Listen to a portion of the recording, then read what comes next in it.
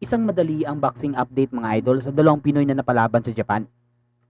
Ang unang Pinoy nga pala na napasabak dito ay ang tubong mainit Surigao del Norte na si Marlon Pagalpalan. At kinaharap nito ang isang bagitong pambato ng Japan na si Ryuko Ishii na may kartadang 6 na panalo at 6 na knockout. さあ解説は井上幸喜さん、そしてリレーの翔さんにしますね。はい。ウェルター級と言いますと日本勢は翔さん、世界の壁に赤のグローブの石井龍子、青のグローブは見てもこの石井選手の体かなり筋肉の隆起を感じます。分厚いですね、その体がね。一発で倒されてしまったというところ非常にアグレッシブに仕掛けていった姿も見せてきました。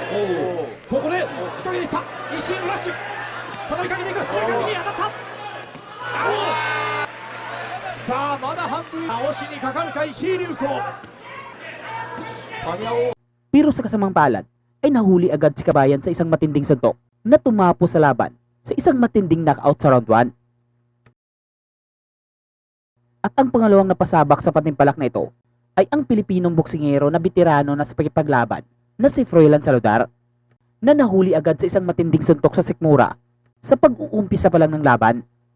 Naagaran din namang tumayo at ipinagpatuloy ang laban laban sa isang bagitong boxing prospect ng bansang Japan na si Yuta Sakai na may kartadang 7 panalo na isang walang talong boksingero. いい位置入ったのはサルダール。ってくることはありません。ワンツー。あ、パジャブもよく当たっています。かけるサルダール。ワンツー。サルダール。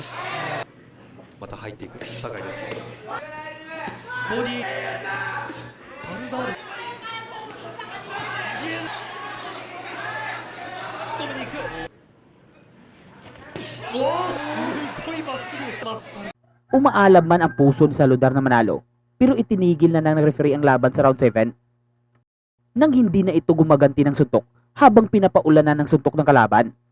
Kaya naman natalo si Saludar sa isang technical knockout sa round 7.